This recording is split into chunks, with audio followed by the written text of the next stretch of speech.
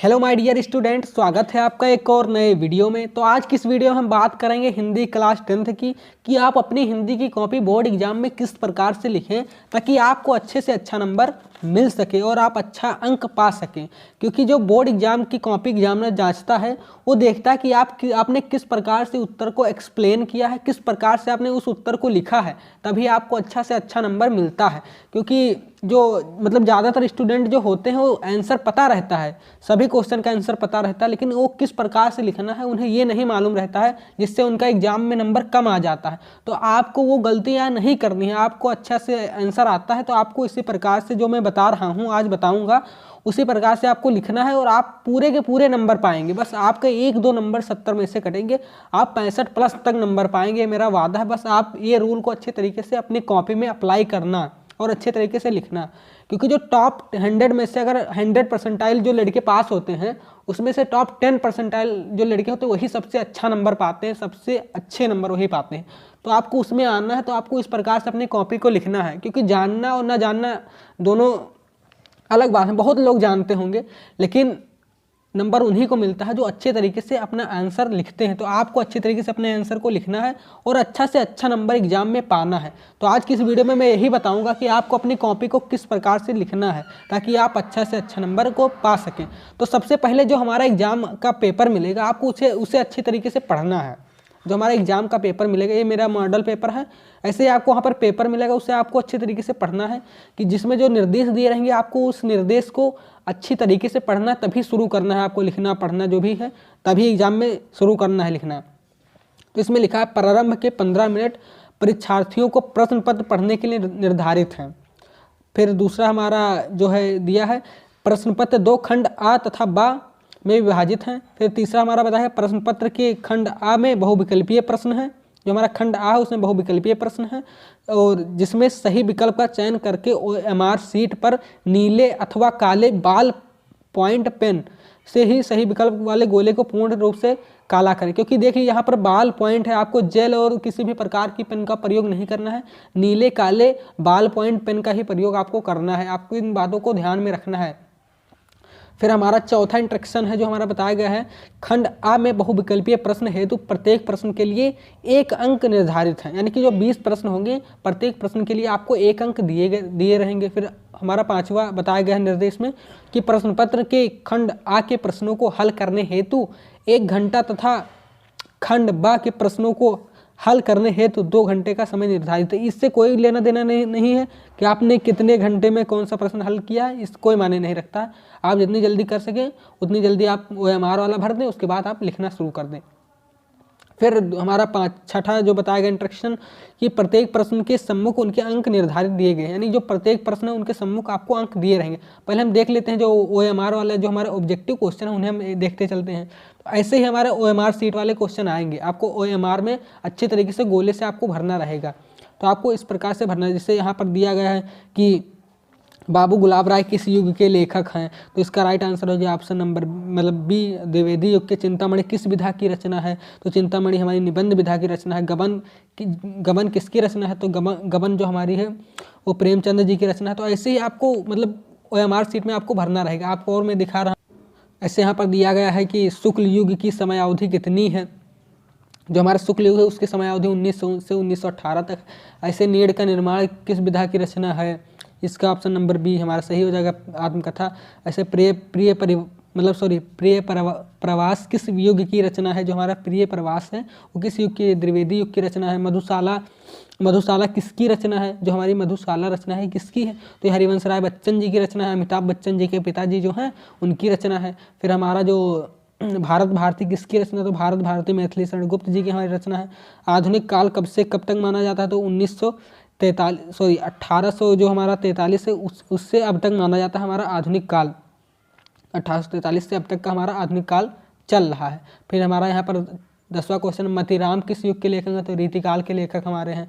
फिर हमारा अगला प्रश्न पूछा गया, फिर पूछा गया हास्य रस का स्थायी भाव क्या है, शोक, रति, हास या निर्वेश। तो आपको इसमें हास लगाना, जो भी है वो आपको लगा देना है, ठीक है। फिर आपको ऐसे अगला प्रश्न है, फिर आगे पूछा गया कि क्वेश्चन नंबर 13 रोला छंद में कितने चरण होते हैं। जो हमारा क्वेश्चन नंबर 13 उसमें पूछा गया है कि रोला छंद में कितने चरण होते हैं। तो आपको बता देना 4 चरण होते हैं। आकर्षण शब्द में किस उपसर्ग का प्रयोग किया, आपको उपसर्ग पता कर लेना है।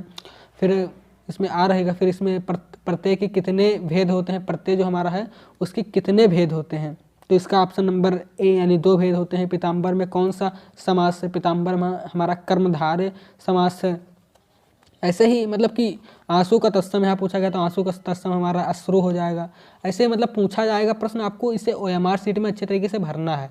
तो आपको इन प्रश्नों को देख लेना। अब हम सीधा पढ़ते हैं कि जो हमारा प्रश्न लिखित में पूछा जाता है, सब्जेक्टिव, ये हमारा ऑब्जेक्टिव है, सब्जेक्टिव यानी लिखना, जो हमारा कॉपी में लिखना रहेगा, उन प्रश्नों को हम देखते हैं। एक एक करके हम उन्हें आपको कॉपी में लिखना बताएंगे कैसे आपको लिखना है। तो आप वीडियो को अंत तक जरूर से ज़रूर देखिए बस। तो जो हमारा OMR समाप्त होने के बाद ऐसे ही वहाँ पर रहेगा वर्णात्मक प्रश्न खंड बा, यानी खंड का हमारा OMR बेस रहेगा ऑब्जेक्टिव क्वेश्चन। फिर खंड बा हमारा यानी कि जो हमारा रहेगा ये सब्जेक्टिव यानी लिखना रहेगा, इसे हमें अपनी कॉपी में लिखना रहेगा। तो जो हमारा प्रश्न पूछा गया कि निम्न, जो पहला प्रश्न यही से स्टार्ट होगा, 50 नंबर का हमारा लिखना रहेगा। पूछा गया है कि निम्नलिखित गद्यांश पर आधारित 3 प्रश्नों का उत्तर दीजिए।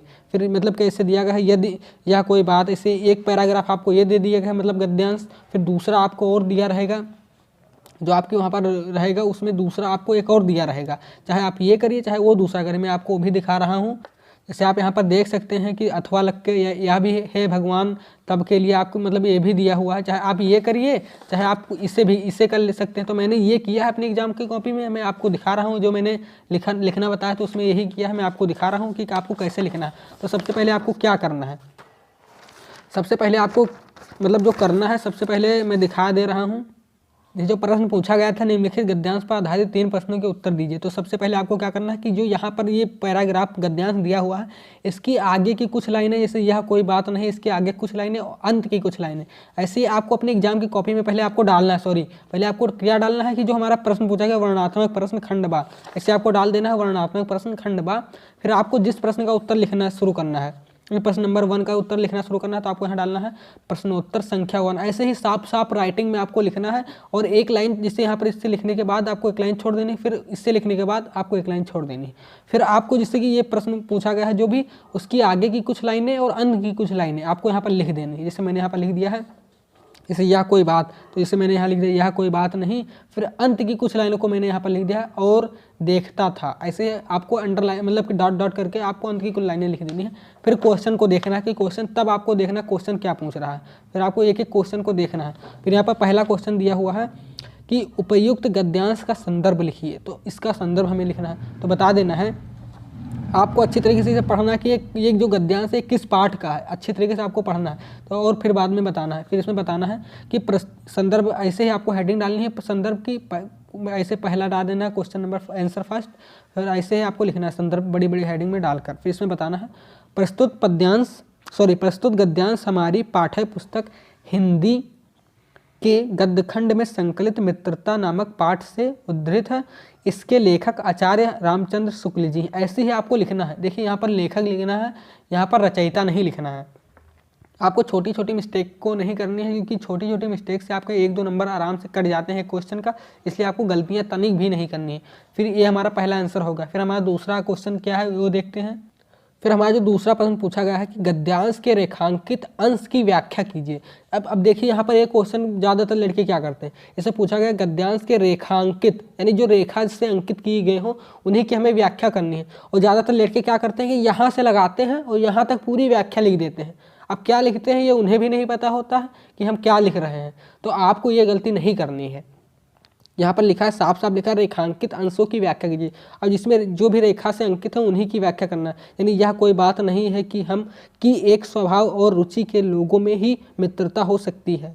समाज में विभिन्नता देखकर लोग एक दूसरे की ओर आकर्षित होते हैं। बस आपको इतनी ही व्याख्या करनी है। जो अंडरलाइन वर्ड्स हैं उन्हीं की आपको व्याख्या करनी है। तो आपको इतनी ही व्याख्या करनी है जो अंडरलाइन होंगी। आपके एग्जाम में साफ साफ लिखा रहेगा, आपको उन्हीं की व्याख्या करनी, ज़्यादा पूरी की व्याख्या नहीं करनी है। तो आपको इन सब बातों का ध्यान में रखना है। तो मैंने जो व्याख्या की मैं दिखा रहा हूँ, तो आपको ऐसे ही करनी है व्याख्या। ऐसे डालना है क्वेश्चन नंबर 2 का आंसर। फिर इसमें लिखना है रेखांकित अंशों की व्याख्या, ऐसे बड़े बड़े अक्षरों में हेडिंग डाल देनी। जैसे आप संदर्भ लिख लें तो आपको एक लाइन छोड़ देनी है अच्छी तरीके से, फिर आपको दूसरी हेडिंग डालनी है रेखांकित अंशों की व्याख्या। फिर इसमें लिखना है प्रस्तुत पंक्ति में आचार्य रामचंद्र शुक्ल जी कहते हैं कि मित्रता के लिए स्वभाव और समान रुचि वाले में ही मित्रता हो सकती है, आचार्य रामचंद्र शुक्ल जी कहते हैं कि मित्रता के लिए स्वभाव और समान रुचि वाले में ही मित्रता हो सकती है, यह धारणा उचित नहीं है। ऐसे बताना है। फिर बताना है विपरीत स्वभाव और विपरीत रुचि की समरूपता आवश्यक नहीं होती है, मतलब रखने वाले में भी घनिष्ठ मित्रता हो सकती है। यानी जो विपरीत स्वभाव और विपरीत रुचि वाले मतलब व्यक्ति हैं उनमें भी घनिष्ठ मित्रता हो सकती है, आचार्य रामचंद्र शुक्ल जी कहते हैं।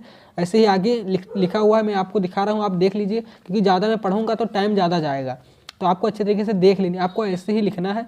फिर आगे क्या क्या लिखना है आपको ये भी दिखा रहा हूँ।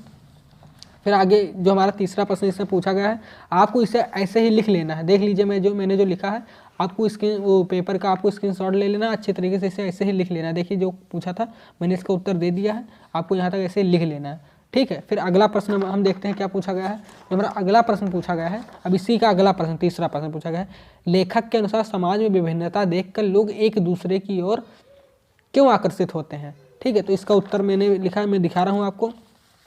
आप ज़्यादा कोशिश करिए कि इस प्रकार के उत्तरों को आप थोड़ा अपने आप से भी उत्तर इसका दीजिए, थोड़ा बहुत इसमें ऐड करिएगा। इसमें लिखना है लेखक के अनुसार समाज में विभिन्नता देखकर अपने अभावों को भरने के लिए विपरीत गुणों की तरफ लोग आकर्षित होते हैं। जैसे निर्बल व्यक्ति बलवान की तरफ आकर्षित होता है, दुखी व्यक्ति प्रसन्नचित्त व्यक्ति की तरफ, अज्ञानी व्यक्ति ज्ञानी व्यक्ति की तरफ आकर्षित होता है। कृष्ण और सुदामा की मित्रता, चाणक्य और चंद्रगुप्त की मित्रता इतिहास प्रसिद्ध, आपको ऐसे ही बताना है। फिर ये हमारा पहला प्रश्न हम लोगों ने हल कर लिया। हमारा पहला प्रश्न कितने नंबर का पूछा गया था? पहला प्रश्न हमारा पूछा गया था, मैं दूसरा दिखा रहा हूँ, मैं पहला दिखा रहा हूँ। मैं पहला प्रश्न हमारा पूछा गया था 6 नंबर का, तो हमारा पहला प्रश्न आराम से हल हो गया। अब हम बढ़ते हैं अपने दूसरे प्रश्न की ओर कि हमें दूसरा प्रश्न कैसे हल करना है। जो हमारा पहला प्रश्न था उसमें अथवा लगा था, आप तो मैंने ऊपर वाला कि आप चाहे तो ये कर सकते थे, तो आपको आसान लगेगा वही करना। तो हमारा दूसरा प्रश्न पूछा गया है पद्यांश से, देख लीजिए ये भी 6 नंबर का है। इसमें भी 2 पार्ट है। देखिए एक तो हमारा पूछा है चरण कमल बंदो हरिराई, और दूसरा पूछा गया है सुनी सुंदर वेन सुधारण सने। चाहे आप ये कर लीजिए, चाहे आप ये कर लीजिए, तो मैंने ये सरल है, मैंने यही किया है। आप लोग भी जो सरल लगे आपको उसी को करना है, ज़्यादा टफ वाले को नहीं करना है। तो ये करना है, तो आपको ऐसे इसमें भी डालना है प्रश्नोत्तर संख्या ऐसे साफ 2। देखिए आपको वहाँ पर नीले और काले बाल पेन का ही प्रयोग करना है, किसी भी प्रकार की जेल पेन का प्रयोग नहीं करना है। बार बार मैं आपसे बता रहा हूँ, अगर आप करेंगे तो आपका नंबर कट जाएगा, फिर आप आएंगे बाद में पूछना कि सर नंबर नहीं आए, पढ़ाए थे। तो आपको ऐसे ही डालना है, प्रश्नोत्तर संख्या 2 है तो आपको प्रश्नोत्तर संख्या पर 2 डालनी है। फिर कुछ शुरुआती लाइन और कुछ अंतिम लाइन को आपको लिख लेना है, जैसे चरण कमल।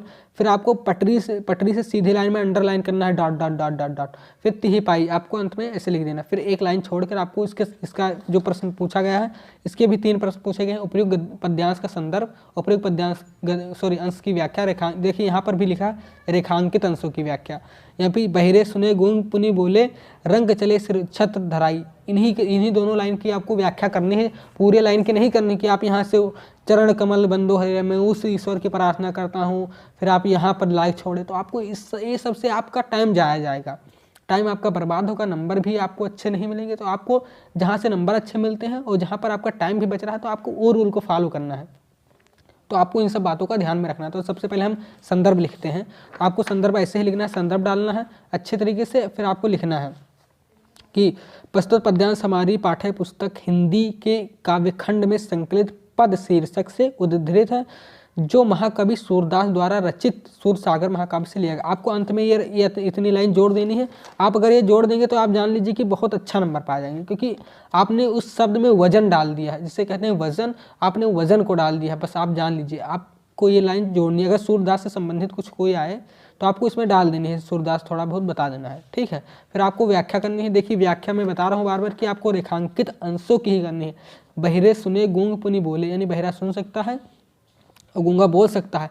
रंग चले सिर छत्र, जो गरीब है वो सिर पर छत्र ढक कर भी चल सकता है। तो ये जो इसका अर्थ है, आपको इसी में थोड़ा अपने तरफ से ऐड करके इसको थोड़ा बड़ा कर लेना है बस। तो इसमें जो करना है आपको पहले बताना है, प्रस्तुत पंक्ति में थोड़ा बहुत आपको बताना है शुरुआती में कि प्रस्तुत पंक्ति में महाकवि सूरदास जी कहते हैं, अब क्या कहते हैं कि मैं उस भगवान के कमल चरणों की वंदना करता हूँ जिसकी कृपा से बहरा मनुष्य सब सुनने लगता है, गूंगा मनुष्य फिर से बोलने लगता है। फिर आपको आगे लिखना है, आपको आगे क्या बताना है आपको आगे बताना है, और महादरिद्र व्यक्ति भी अपने सिर पर राज छत्र धारण कर लेता है।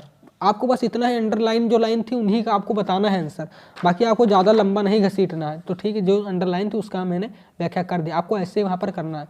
तो ये हमारा हो गया। देखिए 6 नंबर का पूछा गया है, तो 6 नंबर मतलब तीसरा क्वेश्चन हम लोग कर लें, यानी 6 नंबर हो जाएगा। उपयुक्त पंक्तियों में कौन सा अलंकार है, ये जो पंक्तियाँ हैं इनमें कौन सा अलंकार है, तो आपको अलंकार बताना है। तो उपयुक्त पंक्तियों में रूपक और अनुप्रास अलंकार हैं, बस आपको इतना बता देना है। हमारा दूसरा प्रश्न हो गया, देख लीजिए हमारा दूसरा प्रश्न आराम से हो गया। अब बढ़ते हैं अपने तीसरे प्रश्न की ओर। तो हमारा तीसरा प्रश्न क्या पूछा गया, तो आप देख लीजिए यहाँ पर तीसरा प्रश्न आप पूछा गया है कि दिए गए संस्कृत गद्यांश में से किसी एक का संदर्भ सहित अनुवाद कीजिए। जो हमारा संस्कृत या इसे ही आपको दिया रहेगा संस्कृत अनुवाद, इसका 5 नंबर का आएगा, 2 नंबर का संदर्भ रहेगा और 3 नंबर का आपका अनुवाद रहेगा। तो सबसे पहले क्या करना है, देखिए आपको प्रश्नोत्तर संख्या 3 डालना है, फिर आपको जो मैंने फॉर्मेलिटी आपको बताया आपको ये पूरी करनी है। एक लाइन छोड़ना, फिर संदर्भ डालना है। संदर्भ में बताना है प्रस्तुत अवतरण हमारी पाठ्य पुस्तक हिंदी के संस्कृत खंड के अंतर्गत वाराणसी नामक पाठ से अवतरित है, इसमें वाराणसी के महत्व का वर्णन है, ऐसे ही आपको बता देना। फिर आपको अनुवाद कर लेना है। देखिए मैं बता रहा हूँ, ज़्यादा पढ़ूंगा तो टाइम ज़्यादा लगेगा, वीडियो लंबी हो जाएगी, आप लोग वीडियो देखेंगे नहीं कि इतनी लंबी वीडियो मैं कैसे देख सकता हूँ, क्योंकि आप तो चाहते हैं कि 30 सेकंड वाली वीडियो हो, तो मैं ज़्यादा टाइम नहीं गाऊँगा। ऐसे आपको अनुवाद कर देना, अच्छे से इसे पढ़ना है। ऐसा नगरी भारतस्य संस्कृते संस्कृत भाषाएं केंद्र में स्थित अस्ति, ऐसे ही आपको बताना यार नगरी भारतीय संस्कृति और संस्कृत भाषा का केंद्र है, इसे आपको लिख देना। आपको अच्छे तरीके से पूरा को तैयार कर लेना, इसी पार्ट को आपको अच्छे तरीके से तैयार कर लेना। यहाँ से आपका 5 नंबर फंस जाएगा पक्का एकदम 100%। तो आपको इस लेसन को अच्छे तरीके से तैयार करना। यदि आप इसे नहीं जानते तो आप ये कर सकते हैं, तो मैं देख लीजिए, आप स्क्रीनशॉट ले सकते हैं, स्क्रीनशॉट को ले लीजिए। मैं ज़्यादा पढ़ूंगा तो टाइम ज़्यादा जाएगा, तो इसलिए मैं ज़्यादा पढ़ूंगा नहीं, ठीक है। तो बढ़ते अपने अगले प्रश्न की ओर। तो चाहे आप इसे कर लें चाहे आप इसे कर लें, ठीक है, अथवा लगा हुआ है, आप इसे करें, जो आपको सरल लगे आप उसे कर सकते हैं। तो बढ़ते अपने अगले प्रश्न की ओर। क्वेश्चन नंबर हमारा चौथा है। तो जो हमारा क्वेश्चन नंबर चौथा, संस्कृत पद्यांश में निम्नलिखित में, देखिए यहाँ पर गद्यांश था पद्यांश था। पहले पेपर आते थे जो हमारा 2022 का बोर्ड हुआ था, उसमें गद्यांश और पद्यांश दोनों दिया रहता था, एक गद्यांश का था एक पद्यांश का रहता था अथवा अलग कर, उसमें से आपको एक करना रहता। इस बार 2 होंगे 5-5 नंबर का, तो आपका फायदा ज़्यादा है। तो ठीक, तो आपको दोनों को तैयार करके जाना है। तो इसमें पूछा गया क्वेश्चन नंबर 4 में संस्कृत पद्यांश में से किसी एक का संदर्भ सहित अनुवाद कीजिए। ऐसे ही इसमें दिया गया है, मान हित्वा प्रिय भौतिक क्रोध हित्वा न सोचती, चाहे आप ये करें चाहे ये सर्वे भवन्तु सुखी सर्वे संतु निरामया, चाहे आप ये करिए, आप दोनों में से एक कर सकते हैं। तो मैंने जो किया है मैं दिखा रहा हूँ आपको। मैंने यहाँ पर किया है मान हित्वा, पहला वाला मैंने किया है, यहाँ पर देख लीजिए मान हित्वा पहला वाला मैंने किया है। तो आपको ऐसे ही थोड़ी की शुरुआती लाइन फॉर्मेलिटी थोड़ा अदा करिए अपनी, जो मैं बता रहा हूँ बार मान हित्वा डॉट करके सुखी भवेत, आपको ऐसे कर देना है। फिर आपको एक लाइन छोड़ देनी है, फिर संदर्भ डालना है। प्रस्तुत श्लोक हमारी पाठ्य पुस्तक हिंदी के संस्कृत खंड के अंतर्गत जीवन सूत्राणी नामक पाठ से अवतरित है, ऐसी संदर्भ बताना। फिर आपको हिंदी, इसका हिंदी अनुवाद छोटा होता है, बस आपको याद ही नहीं होता, छोटा बड़ा क्या, तो इसमें बताना है हिंदी अनुवाद। ऐसे ही हेडिंग आपको डालनी है, हेडिंग आपको ऐसे ही डालनी है। बार मैं आपसे बता रहा हूँ, रिक्वेस्ट कर रहा हूँ कि आपको अच्छी तरीके से ब्लैक पेन से हेडिंग को डालनी है, थोड़ा बड़े अक्षरों में। फिर इसमें बताना है कि प्रस्तुत श्लोक में बताया गया है कि एक मनुष्य अभिमान को छोड़कर प्रिय होता है और क्रोध को छोड़कर शोक नहीं करता, कामना को छोड़कर धनवान होता है और लोभ को छोड़कर सुखी होता है। तो आपको ऐसे ही बता देना, चाहे आप ये करें चाहे ये करें, आपको जो आता है अच्छे तरीके से आपको उसी को एक्सप्लेन करना है। फिर तो आप समझ गए ना, अगर समझ गए हैं तो हमें कमेंट में ज़रूर बताइएगा। अगर नहीं समझ में आया तो दोबारा बताइएगा कमेंट में, मैं दोबारा इस पर वीडियो बनाऊँगा। तो चौथा प्रश्न हमारा हो गया। आपको ऐसे ही लिखना है जैसे मैं आपको पॉइंट टू पॉइंट बता रहा हूँ। और हाँ, एक कोशिश ये करनी है कि कोशिश करिएगा कि आप सीरियल वाइज ही लिखिएगा। अगर आपको प्रश्न आ रहे हैं तो आप इधर उधर ज़्यादा नहीं भटकिएगा, आप कोशिश से सीरियल करिएगा। आपको 2-4 नंबर आराम से ज़्यादा मिलेंगे एग्जाम, क्योंकि एग्जामिनर को ज़्यादा प्रश्न को इधर उधर हेरना नहीं रहेगा। तो आपको इन बातों का ध्यान में रखना है। तो आप समझ गए ना चौथा प्रश्न। अब बढ़ते हैं 5वें प्रश्न की ओर। तो हमारा देखिए 5वां प्रश्न क्या पूछा गया है। अपने पठित खंड काव्य के आधार पर निम्नलिखित प्रश्नों में से किसी का उत्तर दीजिए। तो पांचवा प्रश्न है, इससे हर जिले का जिलेवार खंड काव्य पूछा जाता है। किसी जिले का कुछ होता है, किसी जिले का कुछ होता है। तो आपको अपने जिले का देख लेना कि आपके जिले में कौन सा पूछा जाता है। तो आपको वो खंड काव्य को तैयार कर लेना और उसमें नायक का आप तैयार कर लीजिए, बस अपने नायक का तैयार कर लीजिए, जो भी खंड काव्य हो आपका हो जाएगा। इससे मुक्तिदूत खंड काव्य, ज्योति जवाहर, मेवाड़ मुकुट, ऐसे। तो मैंने खंड काव्य कहाँ पर कितने खंड काव्य लिखो, इसलिए मैंने खंड काव्य वाला पोर्शन को छोड़ दिया। ऐसे ही आपको हेडिंग डालनी है, प्रश्नोत्तर संख्या 5। और जो भी खंड काव्य है ऐसे आपको, जैसे मान लीजिए आपके यहाँ का मुक्तिदूत के नायक का वर्णन आ गया, तो आपको डालना है अच्छी तरीके मुक्तिदूत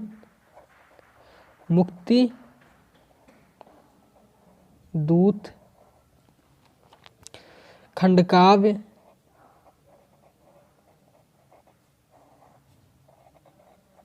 के नायक का चरित्र चित्रण। ऐसे है आपको बड़े थोड़ा मैंने यहाँ पर छोटा लिखा, आपको बड़े बड़े ब्लैक पेन से बड़े बड़े अक्षरों में आपको डालना है। आपको ऐसे ही डाल देना है, फिर आपको लिखना शुरू करना है। तो आपको ऐसे ही पांचवा प्रश्न को आपको लिखना है। अब हम बढ़ते हैं अपने छठे प्रश्न की ओर कि आपको छठा प्रश्न कैसे लिखना है। अब हमारा जो छठा प्रश्न है 2 सेक्शन में, खंड का और खंड खा, यानी 2 में पूछा गया छठा प्रश्न। तो छठा का खंड का जो हमारा है, छठा का वाला है, दिए गए लेखकों में से किसी एक का जीवन परिचय लिखते हुए उनकी एक प्रमुख रचना का उल्लेख कीजिए। मतलब कि उनकी एक प्रमुख रचना का उल्लेख आपको करना है। इससे आप एक जानते हो, एक से अधिक जानते हो, कुछ भी लिख देना है, रचना उनकी याद तो आपको बताना है। आपको ये नहीं कि एक ही आती है तो आप एक ही लिख कर चले आए। तो आपको ऐसे लिखना है। मान लीजिए इसमें से आपको 3 जीवन परिचय पूछा गया, डॉक्टर राजेंद्र प्रसाद, जयशंकर प्रसाद, आचार्य रामचंद्र शुक्ल। तो इसमें से आपको जो भी आता हो आप उसे अच्छे तरीके से आपको लिख देना है। तो जिससे मैंने यहाँ पर आचार्य रामचंद्र शुक्ल जी का लिखा है, तो सबसे पहले आपको थोड़ा बहुत संक्षिप्त परिचय दे देना है। आप देख लीजिए नाम, फिर जन्म स्थान, पिता, शिक्षा, मृत्यु, रचनाएं, ऐसे आपको थोड़ा बहुत संक्षिप्त परिचय दे देना है। फिर आपको जीवन परिचय डालना है। आप देख लीजिए ऐसे ही आपको जीवन परिचय लिखना। मैं ज़्यादा पढ़ूंगा नहीं, ज़्यादा पढ़ूंगा तो टाइम ज़्यादा लगेगा, मैं बार बार कह रहा हूँ, इसलिए मैं पढ़ूंगा नहीं। ऐसे आपको थोड़ा बहुत संक्षिप्त परिचय डालना है। देखिए मैं जिस प्रकार से मैंने लिखा है, आपको ऐसे लिखने की प्रैक्टिस कर लेनी है। इसी प्रकार से आपको एग्जाम में लिखना है। फुल में फुल नंबर पाना चाहते हैं तो, अगर नहीं पाना चाहते, पास ही होना चाहते हैं, तो कुछ भी लिखे आइए, पास हो जाएंगे, ये मेरा वादा है। तो आपको ऐसे ही लिखना है। फिर उसके बाद जीवन परिचय आपको डालना अच्छे तरीके से, ऐसे ही अच्छी राइटिंग में लिखना है। फिर आपको आगे बताना है। ऐसे आपको जीवन परिचय लिखने के बाद, जैसे आप जीवन परिचय लिख लें, उसके बाद आपको रचनाएं, थोड़ी बहुत रचनाएं आपको बता देना है कि इनकी प्रमुख रचनाएं रास मीमांसा, त्रिवेणी, सूरदास, ऐसे आपको लिख लेना है। तो मैं ज़्यादा पढ़ नहीं रहा हूँ, आप लोगों को थोड़ा परेशानी होगी, इसलिए मैं पढ़ नहीं रहा हूँ, क्योंकि आपका टाइम जाया जाएगा, इसलिए मैं टाइम को आपको नहीं गवाऊँगा। मैं बढ़ते हैं अगले प्रश्न को। जो हमारा अगला प्रश्न पूछा गया है, तो आप लोग इसको समझ गए होंगे। आचार्य रामचंद्र शुक्ल जी का मैंने लिखा है, आप लोग इसे समझ गए होंगे। पहले आपको संक्षिप्त परिचय डालना है, फिर जीवन परिचय डालना है, फिर अंत में आपको रचनाएं इनकी लिखनी है। फिर अगला प्रश्न हमारा पूछा गया खंड खा में, दिए गए कवियों में से किसी एक कवि का जीवन परिचय लिखिए और उनके एक रचना को लिखिए। गोस्वामी तुलसीदास, सुमित्रानंदन पंत या महाकवि सूरदास। आपको इसमें से एक लिखना है। तो इसका मैंने जो लिखा मैं आपको दिखा रहा हूँ। इसका मैंने लिखा है महाकवि सूरदास जी का लिखा है। ऐसे आपको प्रश्नोत्तर संख्या 6 का खा आपको ऐसे डालना, फिर महाकवि सूरदास ऐसे आपको डाल देना।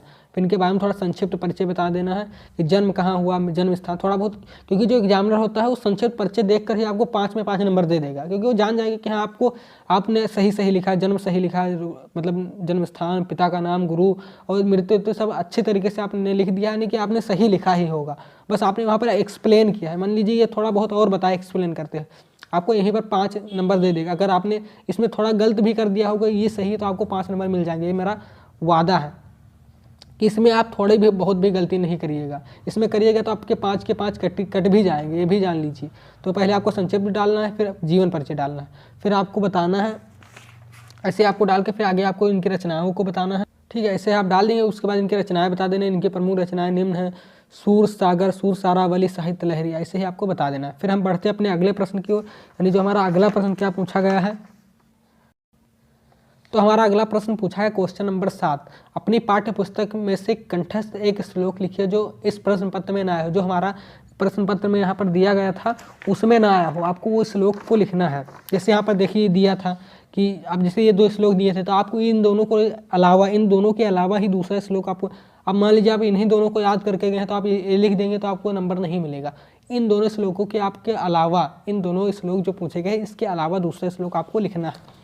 तो आपको अपनी पाठ्य पुस्तक से आप लिख दीजिए। तो मैंने यहाँ पर लिख दिया है। ऐसे आपको डालना प्रश्नोत्तर संख्या 7, फिर आपको श्लोक ऐसे ही लिख देना है। बढ़िया राइटिंग में आपको लिख देना है: माता गुरुतरा भूमि खाद पितोचितर स्थितता मनः शीघ्रतरा वतात चिंता बहुतरी तृणात्। आपको ऐसे लिख देना है। फिर अगले प्रश्न की ओर बढ़ते हैं। अगला प्रश्न आप पूछा गया है निम्नलिखित में से किन्हीं 2 प्रश्नों के उत्तर दीजिए। अब जिससे बहुत सरल प्रश्न आते हैं, जैसे कि 4 प्रश्न आपको 2 करना है, 4 नंबर आपको मिल जाएंगे। इस पर मैंने एक वीडियो भी बनाई है 15 प्रश्नों की, आप उन्हें देख लीजिए, आपके 4 नंबर पक्के हो जाएंगे।